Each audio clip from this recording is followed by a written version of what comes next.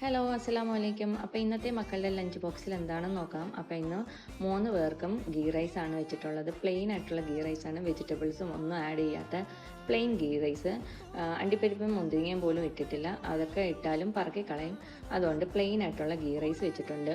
ഇതിൻ്റെ കൂടെ ചിക്കൻ കറിയാണ്. അപ്പോൾ ചിക്കൻ കറി മോൾക്ക് കറി വേണ്ട, ചിക്കൻ ഇങ്ങനെ മുകളിൽ വെച്ചാൽ മതി എന്ന് പറഞ്ഞു. അപ്പോൾ മുകളിലത്തെ തട്ടിൽ മോൾക്ക് ഒരു പീസ് ചിക്കൻ വെച്ചിട്ടുണ്ട്. മക്കൾക്ക് ചോറിൻ്റെ മുകളിൽ തന്നെ കറി ഒഴിച്ചിട്ടുണ്ട്. വേറെ പാത്രമൊക്കെ ഞാൻ എടുത്ത് വെച്ചായിരുന്നു, അപ്പോൾ അതിൽ വെക്കേണ്ട, ഇതിൻ്റെ മുകളിൽ തന്നെ വെച്ചാൽ മതി എന്ന് പറഞ്ഞ് അങ്ങനെ ചിക്കൻ കറി അതിൻ്റെ മുകളിൽ തന്നെ ഒഴിച്ചു കൊടുത്തിട്ടുണ്ട്.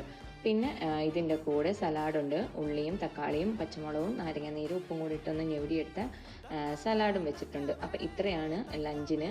പിന്നെ മോക്ക് സ്നാക്സിനായിട്ട് വെച്ചിരിക്കുന്നത് ഗുഡ് ഡേയുടെ ബിസ്ക്കറ്റാണ്. പിസ്താച്ചിയോടെ ഫ്ലേവറുള്ള ഗുഡ് ഡേയുടെ ബിസ്ക്കറ്റും വെച്ചിട്ടുണ്ട്. അപ്പോൾ ഇത്രയേ ഉള്ളൂ ലഞ്ചിന്.